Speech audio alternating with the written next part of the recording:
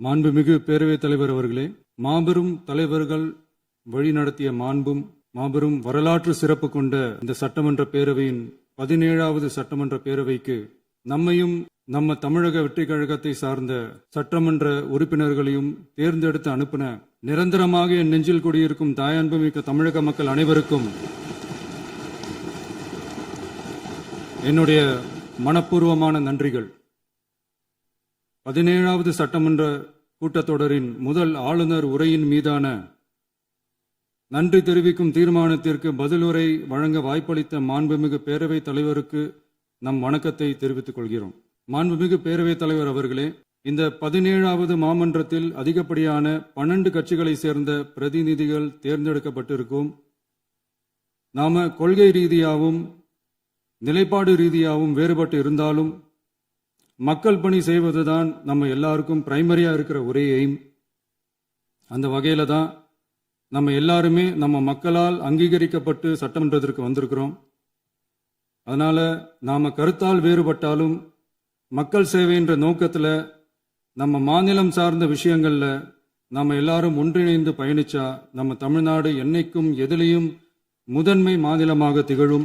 ஆளுநர் உரைக்கு நன்றி தெரிவிக்கும் தீர்மானத்தில் பேசின மாண்புமிகு உறுப்பினர்களுக்கு நன்றி.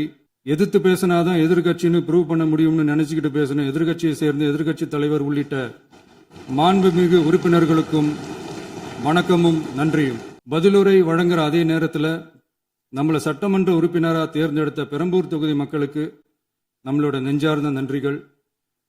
அதே மாதிரி ராஜினாமா பண்ணிட்டாலும் நம்மளை தேர்ந்தெடுத்த திருச்சி கிழக்கு மக்களுக்கும் இந்த மன்றத்தில் நம்மளோட நன்றியை பதிவு செய்கிறோம். அப்புறம் நம்மளோட அரசியல் பயணத்தை பற்றியும் கொஞ்சம் பதிவு செய்ய விரும்புகிறோம். நாம ஏதோ ஷூட்டிங்லேருந்து நேராக வந்து சிஎம் ஆன மாதிரியே சில பேர் ஒரு இமேஜ் கிரியேட் பண்ணுறாங்க. அவங்களுக்கு அவங்க ஆசைப்படுற லாங்குவேஜ்லேயே சொல்கிறோம், அது வெறும் ரீல் தான், ரியல் கிடையாது. ஒரு சாதாரண நடிகனாக தான் நம்ம கெரியர் தொடங்குச்சு. அப்புறம் அப்படியே சின்சியராக உழைச்சி மேலே வந்தோம். நம்ம கெரியரில் நாம் மேலே வந்ததுக்கு இந்த விஜய் ஒருத்தன் மட்டுமே காரணம் இல்லை, அவனோட உழைப்பு மட்டுமே காரணம் இல்லை. இந்த விஜயோட உழைப்புக்கும் உயர்வுக்கும் பின்னாடி இருக்கிற ஒட்டுமொத்த தமிழ்நாட்டு மக்களோட அன்பும் அரவணைப்பும் தான் காரணம். ஒவ்வொரு வீட்டில் இருக்க ஒவ்வொருத்தரும் நம்மளை அவங்க வீட்டில் ஒருத்தனா ஏற்றுக்கிட்டது தான் நமக்கு கடவுளும் மக்களும் தந்த மிகப்பெரிய வரம். அதுக்காகவே கடவுளுக்கு சமமான நம்மளோட சொந்தங்களான தமிழக மக்கள் அனைவருக்கும் மீண்டும் மீண்டும் நன்றி. இப்படி நம்மளை தாயன்போடு அள்ளி அரவணைச்ச தமிழ்நாட்டு மக்களுக்கு நாம எப்படியெல்லாம் துணையாக இருந்தோம், எப்படியெல்லாம் மக்களோட மக்களா இருந்தோம்னு சொல்றேன். 1990ஸ்லயே ரசிகர் மன்றமா இருந்தப்பவே மக்களுக்கு துணையா நிற்க ஆரம்பிச்சோம். அதுக்கப்புறம் நற்படி மன்றமாகவும் அதுக்கப்புறம் விஜய் மக்கள் இயக்கமாகவும் மாறி மக்களோட மக்களா நின்றுகிட்டு இருந்தோம். 2008 ஈழத் தமிழருக்கு ஆதரவா உண்ணாவிரதம் போராட்டம் செஞ்சோம். போர் முடிவுக்கு வரணும், நம்ம தொப்புள் கூடிய உறவுகளான ஈழத் தமிழர்களுக்கு பாதுகாப்பான நிம்மதியான ஒரு வாழ்வு கிடைக்கணும்னு அன்னைக்கே கோரிக்கை வச்சோம். 2009 ஆரம்பிச்ச விஜய் மக்கள் இயக்கம் வழியா நம்மளோட மக்கள் நல பணிகளை எக்ஸ்டெண்ட் அண்ட் எக்ஸ்பேண்ட் பண்ணிக்கிட்டே வந்தோம். கல்விக்கு துணையா இருந்தோம், சோசியல் சர்வீஸ் செஞ்சோம், வெள்ள நிவாரணத்தில் துணையா இருந்தோம், கொரோனா காலத்தில் மக்களுக்கு தோள் கொடுத்தோம். விலையில்லா விருந்தகம், குருதியகம், முட்டைப்பால் ரொட்டி திட்டம், விழியகம், பயிலகம், நூலகம், இப்படி பல வழியில மக்களுக்கு துணையா இருந்தோம். அப்புறம் நம்மளோட திரைப்படங்கள்ல நம்மளால முடிஞ்ச வரைக்கும் ஊழல் எதிர்ப்பை சொன்னோம், சமூக நீதியை சொன்னோம், கல்வியை பத்தி சொன்னோம், அரசியலை பத்தி சொன்னோம். அரசியலை பத்தி பேசுனதுனால நம்ம படங்கள் சந்திச்ச இதுவரைக்கும் சந்திக்கிற பிரச்சனையை பத்தி எல்லாருக்குமே தெரிஞ்சதுதான். இது மட்டும் இல்லாம 2011 நாகப்பட்டினத்துல மீனவர் பிரச்சனைகளுக்கு ஆதரவா ஒரு பெரிய பொதுக்கூட்டம் நடத்தினோம். மீனவர்கள் மீதான தாக்குதலை கண்டிச்சு பேசி அதுல நம்மளோட எதிர்ப்பை பதிவு செஞ்சோம். 2017 ஜல்லிக்கட்டு போராட்டத்தில் தமிழர் பண்பாட்டு உரிமைக்கான நம்மளோட ஆதரவை தெரிவிச்சோம். 2018 ஸ்டெர்லைட் போராட்டம், துப்பாக்கி சூட்டில் பாதிக்கப்பட்ட நம்ம சொந்தங்களை நேரில் சந்திச்சு ஆறுதல் சொன்னோம். 2021 உள்ளாட்சி தேர்தலில் விஜய் மக்கள் இயக்க வேட்பாளர்கள் போட்டியிட்டு ஜெயிச்சாங்க. கல்வி விருது விழா நடத்தி சிறந்த மதிப்பெண் பெற்ற மாணவ மாணவிகளுக்கு ஊக்கத்தொகையும் பரிசும் கொடுத்தோம். 2024 தமிழக வெற்றி கழகத்தை ஆரம்பிச்சோம். ஆரம்பிச்ச உடனேயே CAA-வை எதிர்த்து அறிக்கை விட்டோம். அரசியல் கட்சி ஆரம்பிச்சு விழுப்புரம் மாவட்டத்தில் விக்கிரவாண்டியில நம்மளோட முதல் மாநில மாநாட்டிய வெற்றி கொள்கை திருவிழாவை நடத்தினோம். தந்தை பெரியார், பெருந்தலைவர் காமராஜர், அண்ணல் அம்பேத்கர், வீரமங்கை வேலுநாச்சியார், மக்கள் சேவகர் அஞ்சலை அம்மாள்னு நம்மளோட 5 கொள்கை தலைவர்களை அறிவிச்சோம். இந்தியாவிலே 2 பெண் ஆளுமைகளை கொள்கை தலைவர்கள் அறிவிச்ச ஒரே கட்சி நம்ம டிவிக்கு மட்டும்தான் என்ற பெருமையோடு அறிவிச்சோம். பெரியார் சொன்ன மாதிரியே அவர் சொன்னதுல நமக்கு ஏற்புடையதை மட்டும் எடுத்துக்கிட்டோம். அவரோட கடவுள் மறுப்பு கொள்கையில நமக்கு உடன்பாடு இல்லைன்னு ஓப்பனா அறிவிச்சோம். நமக்கு கடவுள் நம்பிக்கை உண்டுன்னு அறிவிச்சோம். யாரோட நம்பிக்கைக்கும் நாம் எதிரானவங்க இல்லைன்னு தெளிவா அறிவிச்சோம். பெண் கல்வி, பெண்கள் முன்னேற்றம், சமூக சீர்திருத்தம், சமூக நீதி, இப்படி பெரியாரோட கருத்துக்களை நிறையவே ஏத்துக்கிட்டோம்னு அறிவிச்சோம். அண்ணல் அம்பேத்கரோட சம வாய்ப்பு, சம நீதி, சமத்துவத்தை ஃபாலோ பண்ணுவோம்னு அறிவிச்சோம். பெருந்தலைவர் காமராஜரோட மதச்சார்பின்மையை ஏத்துக்கிட்டதோட அவரோட நேர்மையான நிர்வாகத்தையே ஒரு கொள்கையா ஏத்துக்கிட்டோம்னு அறிவிச்சோம். வீரமங்கை வேலு நாச்சியாரோட மண் மீட்பையும் சமூக நல்லிணக்கத்தையும் பின்பற்றுவோம்னு அறிவிச்சோம். மக்கள் சேவகர் அஞ்சலை அம்மாளோட விடுதலை வேட்கையையும் மக்களோட வாழ்வாதாரத்துக்காக உறுதியாக நிற்கிறதையும் பின்பற்றுவோம்னு சொன்னோம். எல்லாருக்கும் எல்லாமும் கிடைக்கணும், எம் மதமும் நம் மதம்னு சொல்லி மதச்சார்பற்ற சமூக நீதி தான் நம்ம கொள்கைன்னு அறிவிச்சோம். நம்ம கொள்கை எதிரி யாரு, அரசியல் எதிரி யாருன்னு ஓப்பனா அறிவிச்சோம். எல்லாத்துக்கும் மேல பிறப்புக்கும் எல்லா உயிர்க்கும்ன்றத நம்மளோட அடிப்படை அரசியல் கோட்பாட்டா அறிவிச்சுட்டு தான் அரசியலுக்கே வந்தோம். நம்ம மதுரை மாநாட்டில் நம்மளோட தேர்தல் அரசியல் மற்றும் ஆட்சி அதிகார அரசியல் வழிகாட்டியா அறிஞர் அண்ணாவையும் புரட்சி தலைவர் எம்ஜிஆரையும் ஏத்துக்கிட்டதா அறிவிச்சோம். அப்புறம் இன்னனையும் நாம இங்க பதிவு செஞ்சே ஆகணும். எல்லாரும் கட்சி ஆரம்பிச்சுட்டு தான் ஒவ்வொரு வீட்டுக்குள்ளேயும் போவாங்க. ஆனா நாம ஒவ்வொரு வீட்டுக்குள்ளேயும் போனதுக்கு அப்புறம் தான் கட்சியவே ஆரம்பிச்சிருக்கிறோம். ஒவ்வொரு வீட்டில் ஒவ்வொருத்தரும் நம்மள அவங்க பிள்ளையா, மகனா, அண்ணனா, தம்பியா ஏத்துக்கிட்டதும் இயல்பா நடந்துச்சு. தமிழ்நாட்டு மக்களோட மனசுக்குள்ள போறதுக்கு நாம பட்ட பாடு நமக்கு மட்டும்தான் தெரியும். இதெல்லாம் புரிஞ்சாலும் புரியாத மாதிரி இருக்கிறவங்க தான் நம்மள நடிகன் என்று சொல்லியும் நம்ம கட்சிய நடிகன் கட்சின்னு சொல்லியும் சில நக்கல், நையாண்டி இதெல்லாம் பேசுவாங்க. அதை பத்தி நமக்கு கவலை இல்லைன்னு. இப்படி நம்ம அரசியல் பயணம் ரொம்ப டிரான்ஸ்பரண்டா தான் ஆரம்பிச்சிருக்கு. இந்த 2026 தேர்தலில் கூட்டணியே இல்லாமல் தனியா நின்னோம். மக்கள் நம்மள தெளிவா புரிஞ்சுக்கிட்டதாலையும் நம்ம டிவிகே தோழர்களோட உழைப்பாலையும் நாம 35% வாக்குகளை வாங்கினோம். 1,72,00,000 வாக்குகளோட தமிழ்நாட்டிலேயே தனி பெரும் கட்சியா வந்தோம். தமிழக மக்களாலையும் நம்மளோட ஆதரவு இயக்கங்களாலையும் இதோ இன்னைக்கு இங்க நம்ம டிவிகே ஆளும் கட்சியா உட்கார்ந்துருக்கிறோம். இந்த ஆளும் கட்சியா ஆனதும் அவ்வளவு சாதாரணமாலாம் நடந்துடல. 2.25 வருஷத்துல ஆட்சிக்கு வந்துட்டீங்கன்னு ரொம்ப கிண்டலா கேலியா சிலர் பேசுறாங்க. எங்களோட இந்த 2.25 வருஷ டிராவல்ல எவ்வளவு வலியும் வேதனையும் இருக்குது. நம்மளோட மக்கள் சந்திப்புக்கே அவ்வளவு இடையூறு, அவ்வளவு தடைகள், ஊர் உலகத்துல யாருக்கும் இல்லாத ஒன்னா நமக்கு மட்டுமேன்னு தனியா ஸ்பெஷலா எக்ஸ்க்ளூசிவா நிறைய நிபந்தனைகள், நெருக்கடிகள், கட்டுப்பாடுகள், நம்மளை சந்திக்க வர்ற மக்களுக்கு சரியான பாதுகாப்பு இல்லாம, நம்ம கூட்ட நிகழ்ச்சிக்கு போதுமான பாதுகாப்பு இல்லாமன்னு இன்னும் வெளியே சொல்ல முடியாத நிறைய சூழ்ச்சிகள் எல்லாத்தையும் தாண்டி தான் நாம் இந்த இடத்துக்கு வந்திருக்கிறோம். But still miles to go. நம்ம டிராவல்ல எல்லாத்துக்கும் உச்சமா நம்மளோட சொந்தங்கள், நம்மளோட உறவுகள், 41 பேர் கரூர் சம்பவத்தில் இழந்த வேதனை எல்லாம் எப்படி சொல்றதுனே தெரியல. நம்ம மனசை விட்டு என்னைக்கும் அந்த வலியும் வேதனையும் நீங்கவே நீங்காது.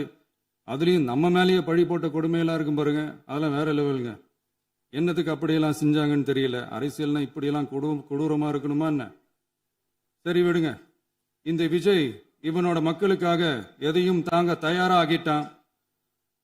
இவ்வளவு பெயின்ஃபுல்லான நம்ம பொலிட்டிக்கல் டிராவல்ல நம்மளோட மிகப்பெரிய ஆறுதலும் பலமும் என்ன தெரியுமா? என் நெஞ்சில் குடியிருக்கும் என்னோட தமிழ்நாட்டு மக்களும், என் உயிருக்கு உயிரான என்னோட தோழர்களும் தான். அவங்களோட பலத்தால தான்.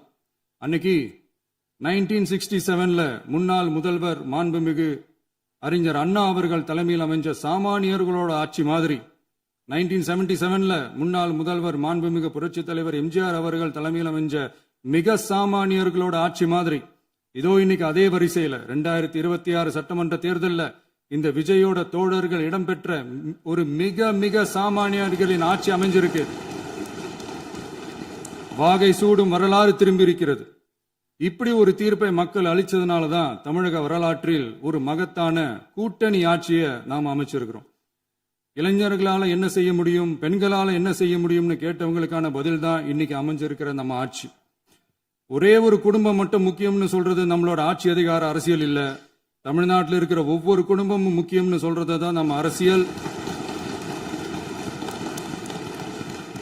நம்மளோட ஆட்சி அதிகாரம் அதான் நம்மளோட மனசாட்சி உள்ள மக்களாட்சி. இந்த 2026 தேர்தலில் யாராலும் உடைக்கவே முடியாதுன்னு சொன்ன மதத்தை உடைச்சோம், சாதியை உடைச்சோம், முக்கியமா காசு கொடுத்து ஓட்டு வாங்குற ஒரு நச்சு கலாச்சாரத்தையே சுக்கு நூறா தூள் தூளா உடைச்சிருந்தோம்.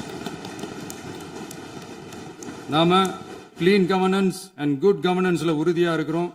இப்ப மட்டும் இல்ல, எப்பவுமே இப்படிதான் இருப்போம். இதுல 100% இது உண்மைன்றதுனாலதான் பாரம்பரியமான தினத்தந்தி பத்திரிகை ஊழலின் ஊற்றுக்கண் அடைக்கப்படுகிறதுன்னு 16/6/2026 அன்னைக்கு ஒரு தலையங்கமே எழுதியிருக்கு. ஒரு தவறு செய்தால் அது தெரிந்து செய்தால் அவன் தேவன் என்றாலும் விடமாட்டேன் என்று எம்ஜிஆர் அன்று பாடினார்.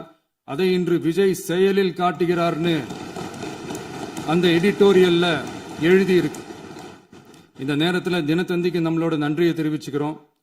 அரசியலுக்கு வந்து 2 வருஷம் தான் ஆகுது. உங்களுக்கு என்ன தெரியும், உங்களால என்ன முடியும்னு கேலியா கேட்டவங்களுக்கு தினத்தந்தியோட பதிலை இப்போதைக்கு போதும்னு நினைக்கிறேன். என்னென்னமோ செய்வான்னு சொல்றானே இந்த விஜய், பல வருஷமா இருக்கிற ஒரு பதவி வெறி பிடிச்ச அரசியலை உடைச்சி எப்படி செய்வான்னு நம்ம மக்களை யோசிச்சிருவாங்க. இதோ இப்போ நம்ம மக்களுக்கு புரிஞ்சிருக்கும். இப்பவும் சொல்றோம், இது வெறும் ஆரம்பம் தாங்க. இந்த மாபெரும் சபையிலிருந்து கேட்கிற மக்களே, நமக்கு கொஞ்சம் அவகாசம் கொடுங்க. இதுக்கு முன்னாடி, அதாவது 2017 கடைசியில இருந்து 2026 ஏப்ரல் வரைக்கும் இருந்த புண்ணியவான்கள் ஆட்சியில ஒவ்வொரு டிபார்ட்மெண்ட்லயும் போட்ட ஏராளமான ஓட்டைகளை அடைச்சிக்கிட்டே படிப்படியா மக்களுக்கு நல்லதையும் செஞ்சுக்கிட்டே வருவோம். அதனாலதான் நமக்கு எதிரா யார் யாரோ சேரவே மாட்டாங்கன்னு நினைச்சவங்க எல்லாம் ஒன்னா சேர்றாங்க. நம்ம ஆட்சிக்கு டேட்டு குறிக்கிறாங்க.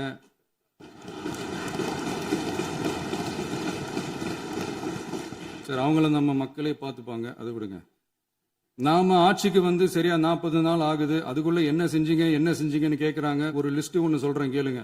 பெண்கள் பாதுகாப்புக்காக சிங்கப்பெண் சிறப்பு படை, 200 யூனிட் வரை கட்டணமில்லா மின்சாரம், போதைப் பொருள் ஒழிப்புக்காக தனிப்படை, குறுவை நெல் சாகுபடியை ஊக்குவிப்பதற்காக 134.83 கோடி சிறப்பு தொகுப்பு திட்டம், வழிபாட்டு தலம், ஸ்கூல், பஸ் ஸ்டாண்டுன்னு அதுக்கு பக்கத்தில் இருக்கிற 717 மதுபான கடைகள் மூடப்பட்டன.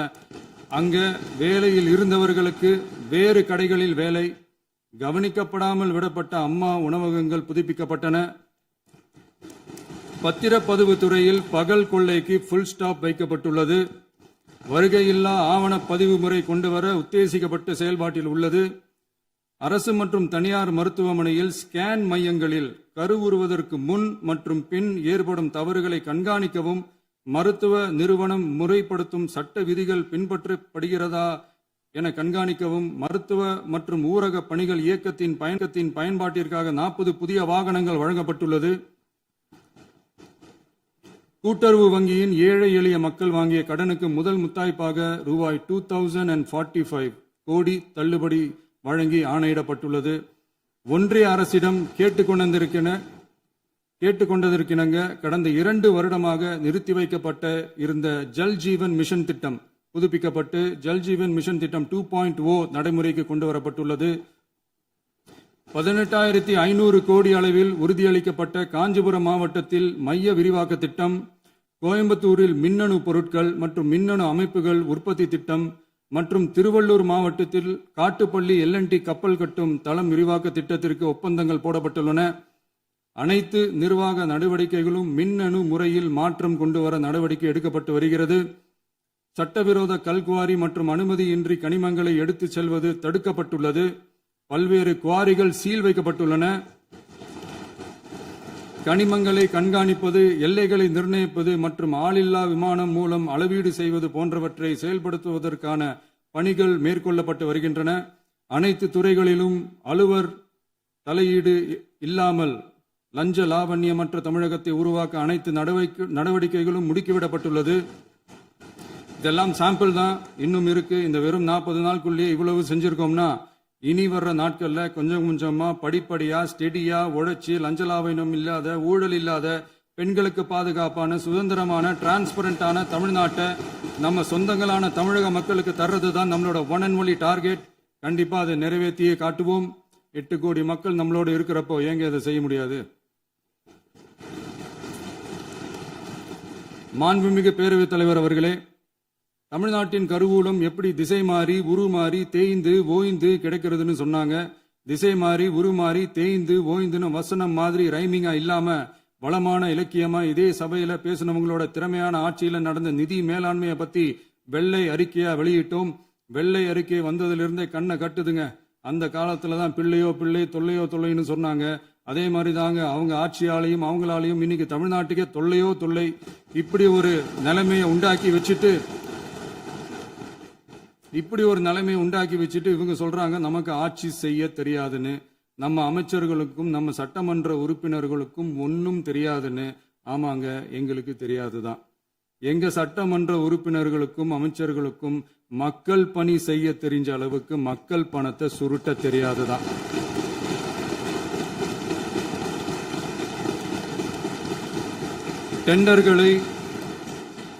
டெண்டர்களை முறைப்படுத்த தெரிஞ்ச அளவுக்கு அதோட ரேட்டை உயர்த்தி ஊழல் செய்ய தெரியாதுதான். பதவி உயர்வு வழங்கவும் பணி இடமாற்றம் கலந்தாய்வு நடத்தவும் தெரியுமே தவிர பதவி உயர்வுக்கும் பணியிட மாற்றத்திற்கும் பணம் பறிக்க தெரியாதுதான். புதிய பணியிடங்கள் உருவாக்க தெரியுமே தவிர அந்த பணியிடங்களை பணத்துக்கு விற்க தெரியாதுதான். கோயில்கள்ல நடக்கிற நிர்வாக சீர்கேட்டை தடுக்க நீங்க பேசுங்க, நீங்க கண்டிப்பா பண்ணுங்க. கோயில்கள்ல நடக்கிற நிர்வாக சீர்கேட்டை தடுக்க தெரியுமே தவிர கோயில் பணத்தை கொள்ளையடிக்க தெரியாதுதான். தங்கத்தை உருக்கி தாரை வார்க்க தெரியாதுதான். கனிம வளத்தை பாதுகாக்க தெரிஞ்ச அளவுக்கு கனிமத்தை வித்து கொள்ளையடிக்க தெரியாதுதான். அரசு வருமானத்தை அரசு கஜானாவுக்கு மாத்த தெரிஞ்ச அளவுக்கு அந்த பணத்தை தனிப்பட்ட கஜானாவுக்கு மடை மாத்த தெரியாதுதான். போதை கலாச்சாரத்தை தடுக்க தெரிஞ்சவங்களுக்கு போதை கலாச்சாரத்தை வளர்க்க தெரியாதுதான். நம்ம குடும்பத்தில் இருக்கிற பாட்டி, அம்மா, அக்கா, தங்கச்சி, குழந்தைங்களை, பெண்களை மதிக்க தெரிஞ்சவங்களுக்கு ஓசி பஸ், 1000 ரூபாய் கேஸ், இப்படியெல்லாம் பேச தெரியாதுதான். எங்க உறுப்பினர்களுக்கும் அமைச்சர்களுக்கும் மக்கள் சேவை தெரிந்த அளவிற்கு சுயநல தேவையை செஞ்சிக்க தெரியாதுதான். அதனாலதான் சொல்றோம், எங்களை பார்த்து எதுவும் தெரியாதுன்னு சொல்றவங்களுக்கு சொல்றோம், இதெல்லாம் எங்களுக்கு தெரியாதுதான். உங்களை மாதிரி முறைகேடுகளை செய்யறத நாங்க தெரிஞ்சுக்கவும் போறதில்ல, தெரிஞ்சுக்கவும் ஆசைப்படல. அத கடைசி வரைக்கும் எங்களுக்கு தெரியாமலே இருந்துட்டு போகட்டும். அதனால நாங்களும் எங்க மக்களும் வெரி வெரி ஹாப்பி தான். மாண்புமிகு பேரவைத் தலைவர் அவர்களே, எதிர்ப்பவர்கள் எதிர்க்கட்சி என்பதற்காக எங்கள் ஆட்சி மீது 1000 பழி போடலாம். ஆனாலும் தமிழக மக்களுக்கு உண்மையை உணர்த்த வேண்டியது நம்மளோட கடமை.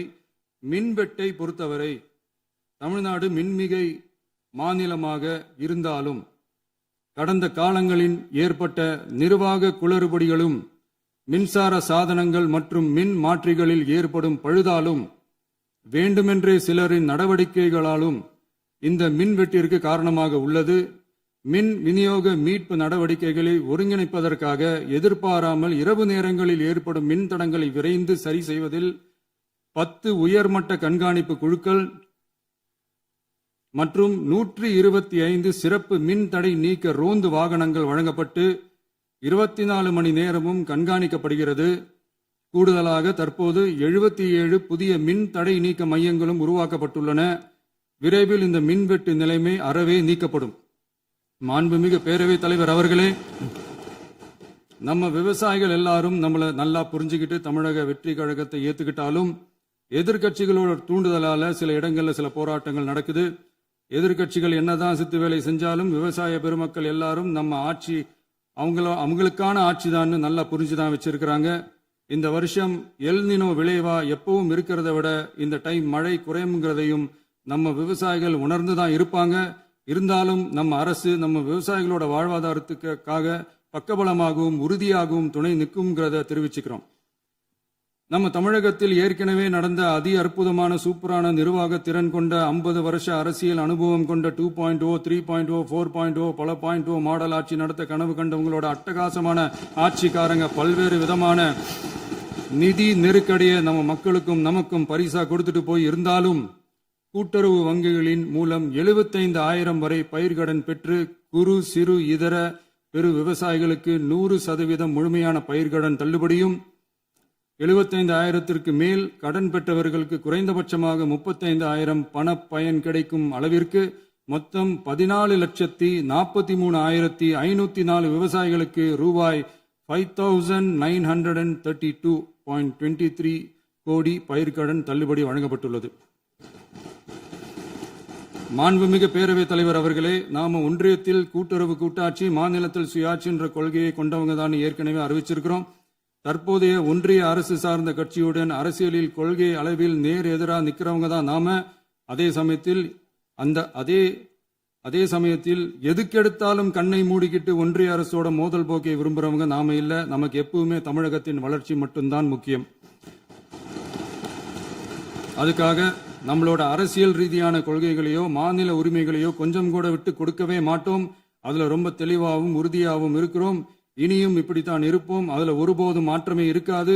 அதனால இதுல யாரு திசை திருப்ப வேலையில் ஈடுபட்டாலும் அவங்க எல்லாரும் மக்கள் மத்தியில் தோற்பது உறுதி. எனவே நம்ம மக்களுக்கோ சிறுபான்மை சகோதரர்களுக்கோ நம்ம ஆதரவு இயக்கங்களுக்கோ எந்தவித சந்தேகமும் வேண்டாம். நாம் யாரோட டீமும் இல்ல. நாம எப்பவுமே பியூரான பீப்புள்ஸ் டீம். இன்னும் சொல்ல போனா நாம secular team, social justice team. மாண்புமிகு பேரவைத் தலைவர் அவர்களே, அரசு விழாக்கள், கல்வி நிறுவனங்கள் மற்றும் பல அதிகாரப்பூர்வ நிகழ்ச்சிகளோட தொடக்கத்தில் நம்ம தமிழ்தாய் வாழ்த்த பாடுறது தான் வழக்கமா இருக்கு. தமிழ்தாய் வாழ்த்த பொறுத்த வரைக்கும் நம் அரசு இதுல நம்மளோட உறுதியான நிலைப்பாட்டை ஒன்றிய அரசுக்கு மிக தெளிவா தெரிவிச்சிருக்கு. அது இல்லாம இதில் மாநில அரசின் கொள்கைக்கு ஏற்ப ஒன்றிய அரசின் அறிவிக்கையில் திருத்தம் மேற்கொள்ள கோரிக்கையும் விடுக்கப்பட்டுள்ளது. நீட் தேர்வை பொறுத்தவரை கிராமப்புற மற்றும் பொருளாதார ரீதியாக பின்தங்கிய மாணவர்களுக்கு சமமான வாய்ப்பை வழங்குவதில்லை. மருத்துவ கல்வியில் சமூக நீதி மற்றும் சம வாய்ப்பை நீட் பாதிக்கிறது என்பதை உணர்கிறோம். எனவே மருத்துவ படிப்புகளுக்கான சேர்க்கையை 12ஆம் வகுப்பு மதிப்பெண்களின் அடிப்படையில் நடத்த வேண்டும் என்று நமது அரசு வலியுறுத்தி வருகிறது. மத்திய அரசிடம் நீட்டிலிருந்து தமிழ்நாட்டிற்கு விலக்கு வழங்க வேண்டும் என்று கோரிக்கை விடுத்துள்ளது. மாண்புமிகு பேரவைத் தலைவர் அவர்களே, பேரறிஞர் அண்ணா அவர்கள் தலைமையிலான அரசு 1968 இருமொழி கொள்கையை நடைமுறைப்படுத்தியது. தமிழ் ஆட்சி மொழி, தமிழ் மொழியை பாதுகாப்பது, மாணவர்களுக்கு ஆங்கிலத்தின் மூலம் உலக அளவிலான வாய்ப்புகளை வழங்குவது, எந்த ஒரு மொழியையும் கட்டாயமாக திணிப்பதை தவிர்ப்பது மற்றும் எதிர்ப்பது, நிலத்தின் மொழி மற்றும் பண்பாட்டு அடையாளத்தை பேணுவது என்பதை நம் தமிழக வெற்றிக் கழக ஆட்சி ஏற்றுக்கொண்டுள்ளது. எனவே தமிழ்நாட்டில் தமிழ் ஆட்சி மொழி மற்றும் இருமொழி கொள்கை என்பதில் நமக்கு மாற்று கருத்தே இல்லை.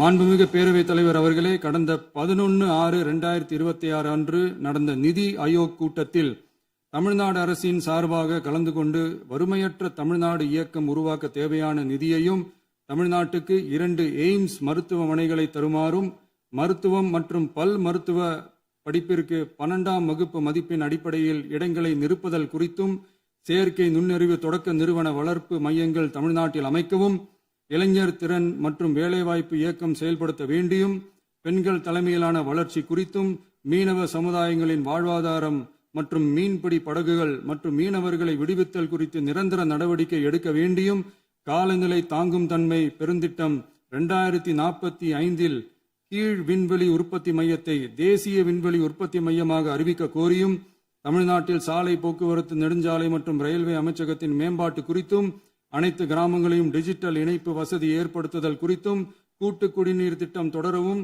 அரசின் விழாக்களில் தமிழ்தாய் வாழ்த்துக்கான முதலிடத்திற்கான கோரிக்கையும், மேகதாது அணை கட்டுமான நிறுத்தத்தை உறுதிப்படுத்தவும், மாநிலத்தின் மீது மும்மொழி கொள்கையை வற்புறுத்தாமல், புதிய கல்விக் கொள்கையை திணிக்காமல், தமிழகத்திற்கான கல்வித்தொகை ரூபாய் 3284 கோடியை விடுவிக்க கோரியும், ஆண்டுதோறும் 5 லட்சம் இளைஞர்களுக்கு உதவித்தொகையுடன் கூடிய பணியினை தொழில்நுட்ப பயிற்சி வழங்க ஒத்துழைப்பு வழங்குமாறும், ஒகேனக்கல் 3ஆம் கட்ட கூட்டு குடிநீர் திட்டத்திற்கான நிதி ரூபாய் 2283.40 விடுவிக்கவும், வேலை வாய்ப்பு மற்றும் வாழ்வாதாரத்துக்கான உத்தரவாத திட்டத்தின் கீழ் வேலை வாய்ப்புகளை உருவாக்க உடனடி நடவடிக்கை மேற்கொள்ள வேண்டியும் மற்றும் திருக்குறளை தேசிய இலக்கியமாக அறிவிக்குமாறும் தமிழ்நாடு சார்பில் பேசியுள்ளோம் என்பதை தெரிவித்துக் கொள்கிறோம். மாண்புமிகு பேரவைத் தலைவர் அவர்களே, அண்டை மாநிலங்களுடனான நட்புறவு ஒரு மாநிலத்தின் வளர்ச்சிக்கும் நாட்டின் ஒற்றுமைக்கும் மிகவும் அவசியமானது. தமிழ்நாடு தனது அண்டை மாநிலங்களுடன் நதி நீர் பங்கீடு, பொருளாதாரம், கல்வி, கலாச்சாரம் மற்றும் போக்குவரத்து துறைகளில் நல்லுறவை பேணி வருகிறது. பரஸ்பர மரியாதை, ஒத்துழைப்பு மற்றும் கூட்டாட்சி தத்துவத்தின் அடிப்படையில் அண்டை மாநிலங்களுடனான நட்புறவை வலுப்படுத்தவும் நமது ஆட்சியில் காக்கப்படுகிறது. மாண்புமிகு பேரவைத் தலைவர் அவர்களே, சட்டம் ஒழுங்கை பத்தி பேச்சு வந்தது. சட்டம் ஒழுங்கு சரியா இருக்கணும் அப்படின்றதுல எங்களுக்கு மாற்று கருத்தே கிடையாது. கண்டிப்பா லா அண்ட் ஆர்டர் கரெக்டா இருக்கணும், கரெக்டா இருக்கும், இருக்க வைப்போம். அதே மாதிரி பெண்கள் பாதிக்கப்படுறதையும் இங்க யாராலையும் சகிச்சிக்கவே முடியாது. அதுக்கான கடுமையான நடவடிக்கைகள் நம்ம அரசு எடுத்துக்கிட்டு இருக்கிறோம். இந்த சிங்கப்பெண் சிறப்பு அதிரடிப்படை கூட அதுக்கான ஒரு ஃபர்ஸ்ட் ஸ்டெப் தான். அதே மாதிரி இந்த போதைப் பொருள் நடமாட்டம், அதை கண்ட்ரோல் பண்றதுக்கும் நம்ம அரசு கடுமையான நடவடிக்கைகள் எடுத்துக்கிட்டு இருக்கிறோம். அதையும் கண்டினியூ பண்ணி எடுப்போம். மாண்புமிகு பேரவைத் தலைவர் அவர்களே, இப்ப நான் சொன்ன இந்த பிரச்சனைகள்லாம் 2026 போன மாசம் மே மாசம் 10ஆம் தேதி புதுசா வந்துடல. இதெல்லாம் பல வருஷமா இருக்கிற பிரச்சனைகள் தான், பல வருஷமா கண்டுக்காம விட்ட பிரச்சனைகள் தான். இன்னைக்கு எதிர்கட்சிக்காரங்க அதை பத்தி கேட்கும் போது எனக்கு அது அக்கறையா தெரியல, அவதூறு அரசியலா தான் தெரியுது, பழி போடுற அரசியலா தான் தெரியுது. இப்படி அவதூறு பழி போடுறவங்களை பார்த்து ஒன்னே ஒன்று தான் கேட்கணும்னு தோணுது. கடந்த 9-10 மாசமா நம்ம ஸ்டேட்ல சட்டம் ஒழுங்கு டிஜிபியே இல்லை. சட்டம் ஒழுங்கு டிஜிபியை போடுங்கன்னு சொல்லி எல்லாம் ஓஞ்சி போயிட்டோம். போன ஆட்சியில் நடந்ததுக்கெல்லாம் இப்பதான் விடையே கண்டுபிடிக்கிறோம் நம்ம ஆட்சியில்.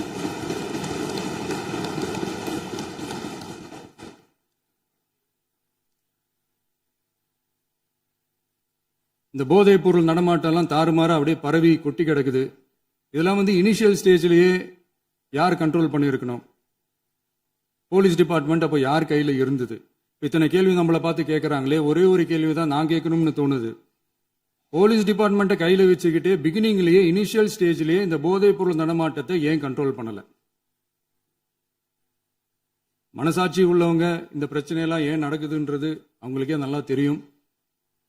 இன்னைக்கு சட்டம் ஒழுங்கை பத்தி கேள்வி கேட்கக்கூடாதா அப்படின்னா தாராளமா கேட்கலாம். இது ஜனநாயக அரசு, மன்னராட்சியெல்லாம் கிடையாது, மனசாட்சி உள்ள மக்களாட்சி. அதனால கேள்வி கேட்கலாம், எல்லாருக்கும் எல்லா உரிமையும் உண்டு. விமர்சனம் செய்யலாம், எல்லாருக்கும் எல்லா உரிமையும் உண்டு. ஆனா நம்ம ஆட்சியில் என்ன நடவடிக்கைகள் எடுத்திருக்கோன்றது தெரிஞ்சுக்கிட்டு அதுக்கேற்ற மாதிரி ஒரு நடுநிலையா பேசுனீங்கன்னா கொஞ்சம் நல்லா இருக்கும். சட்டம் ஒழுங்கை பத்தி யாருக்கு என்ன யோசனை இருந்தாலும், மக்கள் நலனுக்காக யாருக்கு என்ன யோசனை இருந்தாலும் அதை தாராளமாக சொல்லலாம். நம்ம அரசு அது காது கொடுத்து கேட்கும். ஆனா நம்ம அரசினுடைய நிர்வாகத்திறன் அதை பத்தி பேசுறவங்களுக்கு இந்த ஊரடிச்சு உலையில போட்டு ஊழல் மேல ஊழலா செஞ்சுக்கிட்டு அதுல இருந்து தப்பிக்கிறதுக்கு பேர் தான் நிர்வாகத்திறன் அப்படின்னு சொன்னா, அப்படிப்பட்ட ஒரு ஊழல் செய்யற நிர்வாகத்திறனை நம்ம அரசு ஒரு நாளும் செய்யாது. பொட்டி பெட்டியா பணத்தை வச்சுக்கிட்டு, பெட்டியை வச்சு எல்லாம் செஞ்சுக்கிட்டு, போதைப் பொருள் பாதுகாவல் கழக மாடல் அரசாங்கம் செஞ்ச ஒவ்வொரு ஊழலா வெளியில வந்துகிட்டு இருக்கு. டாஸ்மாக்ல அது என்னப்பா அது பேரு, பார்ட்டி ஃபண்ட், கட்சி நிதி அப்படின்ற பேர்ல அடிச்ச கொள்ளையெல்லாம் ஒண்ணா இப்போ கவர்மெண்டோட கஜானாவுக்குள்ள கொண்டு சேர்த்துக்கிட்டே இருக்கிறோம். கட்சி நிதின்ற பேர்ல அடிச்ச கொள்ளைய ஒண்ணா கவர்மெண்டோட கஜானாக்குள்ளேயே கொண்டு சேர்த்துக்கிட்டே இருக்கிறாங்க. இப்பவும் சொல்றேன், மக்கள் பணத்துல இருந்து ஒரு பைசா கூட தொடமாட்டோம், தொடவும் விடமாட்டோம், தொட்டா விடமாட்டோம், இதுக்கு முன்னாடி தொட்டவங்களையும் விடமாட்டோம்.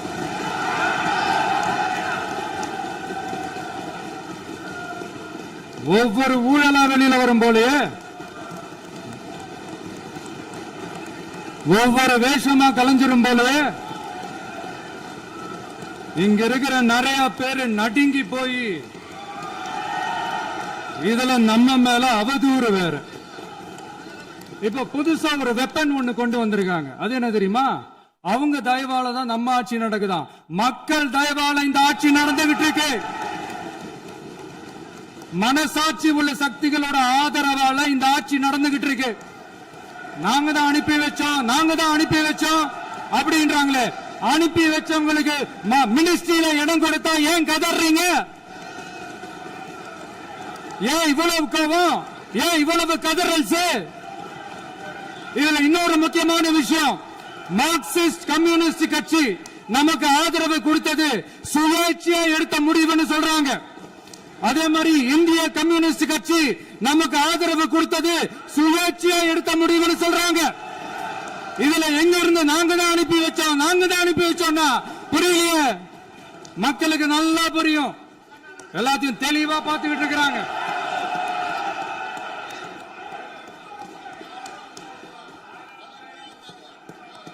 முதலமைச்சர் கண்டினியூ பண்ணலாம். மாண்பு முதலமைச்சர்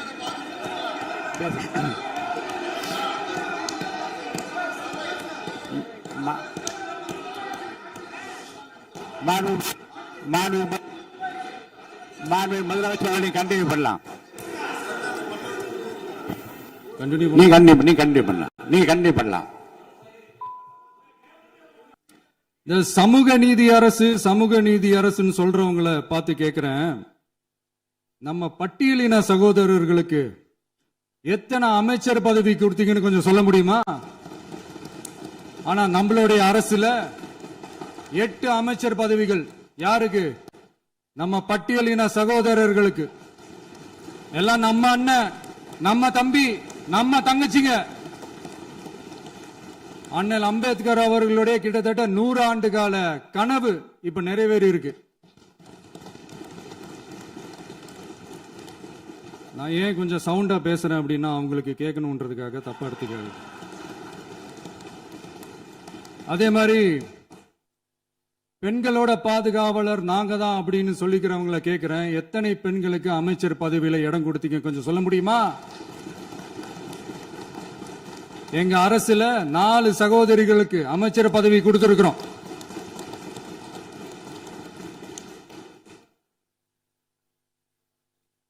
அதனால மக்களால் நிராகரிக்கப்பட்டு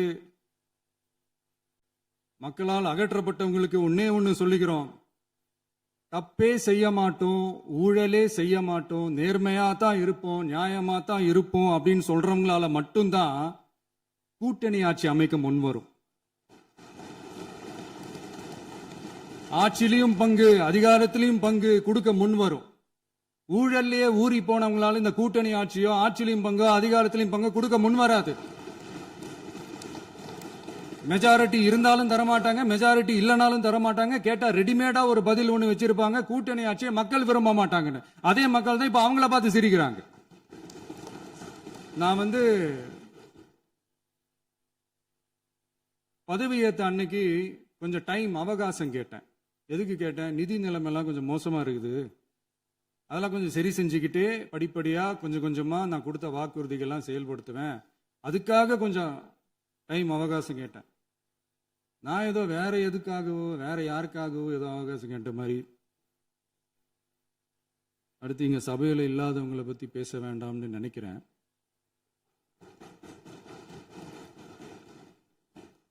இங்க நம்மளை பத்தி அவதூறு பரப்புறதோட மட்டும் இல்லாம இப்ப நம்ம மக்கள் மேலேயும் அவதூறு பரப்ப ஆரம்பிச்சுட்டாங்க. மக்கள் நமக்கு ஓட்டு போட்டது தப்பான், குடும்பமா நமக்கு ஆதரிச்சது தப்பான். இது இப்ப இல்ல, நான் சொல்றது எம்ஜிஆர் அவர்கள் காலத்திலிருந்தே. அப்பவே அவர் ஜெயிச்சப்போ அதே மக்களை தப்பா பேசுறது. மக்கள் என்ன பண்ணிட்டாங்க, எம்ஜிஆர் என்ன பண்ணிட்டாரு, எம்ஜிஆர் என்ன இது பண்ணிட்டாரு. 50 வருஷமா ஒரே டெக்னிக்கா.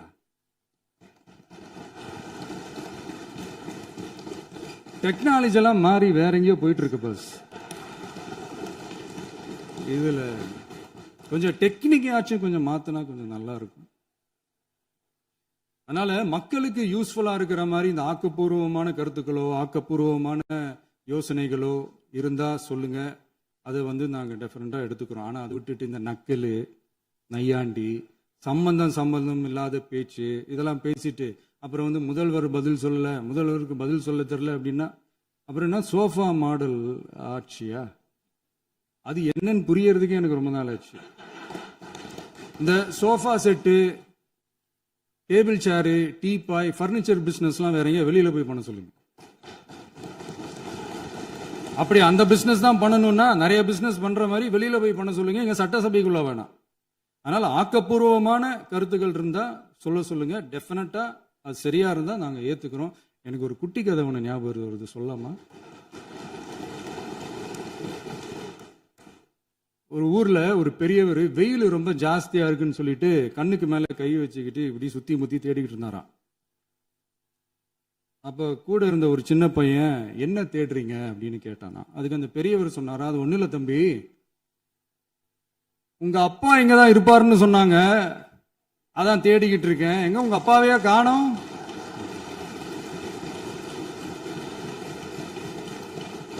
இல்ல அந்த எங்களுக்கும் நக்கலா நையாண்டியா சம்பந்தம் இல்லாத குட்டி கதை இதெல்லாம் எங்களுக்கும் பேச தெரியும். அந்த கதையில பெரியவர் அப்படி சொன்னாராம், தப்பா எடுத்துக்காதீங்க. அந்த கதையில பெரியவர் அப்படி கேட்டாராம். அதனால யாரும் இங்க டென்ஷன் ஆக வேணாம். அதனால இன்னொரு இந்த என்னுடைய உரையை முடிக்கிறதுக்கு முன்னாடி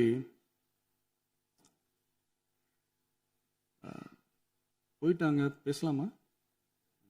உங்க கருத்துக்களை நீங்க முழுமையாக மன நிறைவோடு பேசலாம். டிவியில பார்ப்போம். சரி, அதான் 5 நிமிஷம் பேசுனதுக்கே கொளத்தூரி இந்த ஆட்டம் ஆடிச்சு. பேசுனா அப்புறம் என்ன பண்றது?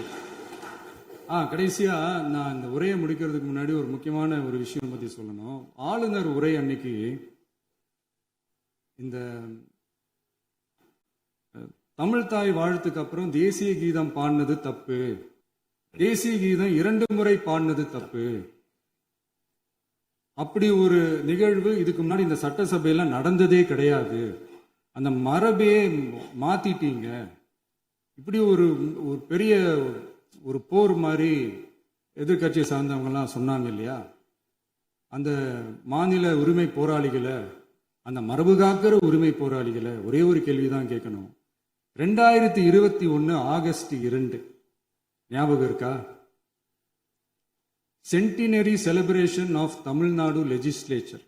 அந்த ஃபங்க்ஷன்ல நம்ம முன்னாள் முதலமைச்சர் கருணாநிதி அவர்களோட கலைஞர் அவர்களுடைய கலைஞர் அவர்களுடைய புகைப்படத்தை மாண்புமிகு குடியரசுத் தலைவர் திறந்து வைக்கிற ஒரு ஃபங்க்ஷன். அந்த ஃபங்க்ஷன்ல national anthem followed by Tamil Thai Vazhthu அப்படின்னு அறிவிச்சது ஞாபகம் இருக்கா? அதாவது தேசிய கீதத்துக்கு அப்புறமா 2வது முறையா, நோட் திஸ் பாயிண்ட் மாண்புமிகு பேரவைத் தலைவர் அவர்களே, பிளீஸ் நோட் திஸ் பாயிண்ட். தேசிய கீதத்துக்கு அப்புறம் 2வது முறையாக தமிழ் தாய் வாழ்த்து பாடப்படும் அப்படின்னு சொன்னது ஞாபகம் இருக்கா? அதுவும் முத்தமிழ் அறிஞர் அப்படின்னு சொல்ற நம்ம கலைஞர் அவர்களுடைய அந்த புகைப்படம் வெளியிட்டு விழாவில் அவர் இருந்த இதே சபையில தமிழ 2வது இடத்துக்கு தள்ளினது யாருன்னு ஞாபகம் இருக்கா? அது மட்டும் இல்ல, அந்த தேசிய கீதத்தை நாட்டுப்பண் நேஷனல் ஆந்தம்னு சொல்லி அதே ஃபங்க்ஷன்ல கடைசியா ஃபங்க்ஷன் முடியும் போது செகண்ட் டைம் தேசிய கீதம் பாடினதும் ஞாபகம் இருக்கா? இதே அவையில் தான், அது அவை குறிப்பிலும் இருக்கிறது, இதே அவையில் தான் நடைபெற்றது. இந்த தக்க நேரத்தில் இந்த ஆதாரங்களை அளித்த மாண்பு முதல்வர்களுக்கு நன்றியை தெரிவித்துக் கொள்கிறேன். டவுட் இருந்தா இந்த புக்கை பார்த்து தெரிஞ்சுக்கலாம். அதனால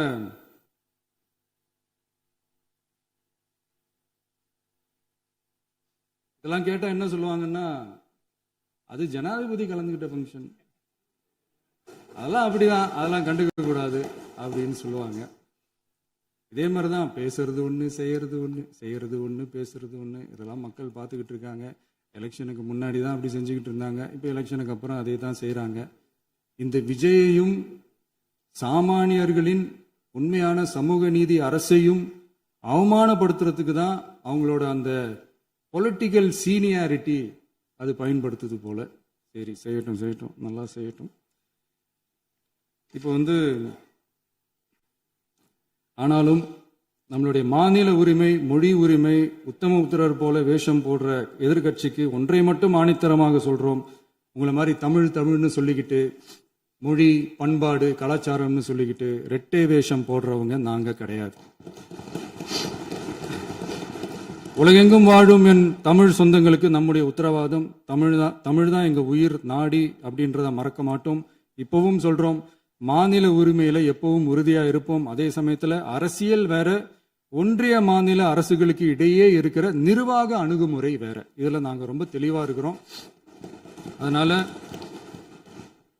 எங்களுக்கு பாடம் எடுக்கிறதா நினைச்சுக்கிட்டு உங்க வேஷத்தை நீங்களே கொஞ்சம் கொஞ்சமா கலைச்சிக்கிட்டே வர்றீங்க, மறந்துடாதீங்க. அப்புறம்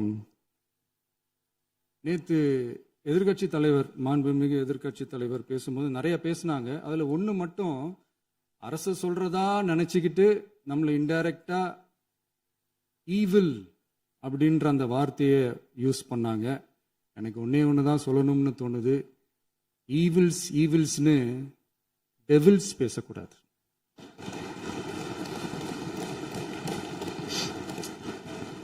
அவங்க இருந்திருந்தா ஒரு ஆக்ஷன் பண்ணணும்னு எனக்கு தோணுச்சு. எல்லாரும் போயிட்டாங்க. இல்ல, பர்மிஷன் பண்ணலாமா? இப்பவும் பண்ணலாம், ஒன்றும் தப்பு இல்லை.